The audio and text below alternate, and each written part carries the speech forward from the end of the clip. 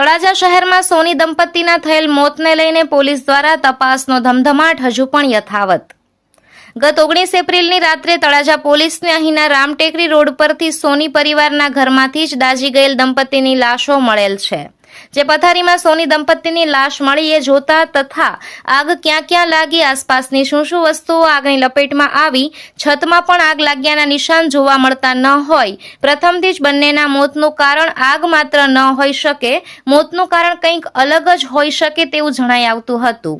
આ બનાવને આજે 11 દિવસ થયા છે, ત્યારે હવે ખુદ મૃતક મહિલાના ભાઈઓએ તળાજા પોલીસ સમક્ષ મોત કઈ રીતે થયું અને તેની પાછળ જો કોઈ જવાબદારી સમો હોય તેની વિરુદ્ધ કાર્યવાહી કરી અને અમોને ન્યાય આપોની માંગણી કરી છે।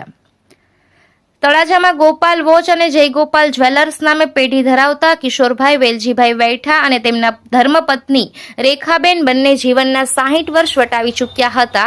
આ બંનેની અર્ધબળેરિયા જેવી દેખાતી લાશો તળાજા પોલીસે કબજે લઈ ફોરેન્સિક પીએમ કરાવ્યાને આજે 11 દિવસ વીતી ગયા છે। આ બંનેનું મોત ઘટના સ્થળનું નિરીક્ષણ અને તેમાંય ખાસ કરીને મર્યાદિત જગ્યામાં જ આગ લાગવી તે શંકાસ્પદ હતું। આ બનાવમાં પોલીસે હજુ પણ તપાસનો ધમધમાટ યથાવત રાખ્યો છે અને થોડા દિવસ પહેલા ડીવાયએસપી સહિત પોલીસ ઘટના સ્થળે નિરીક્ષણ કરી તપાસ યથાવત રાખી છે।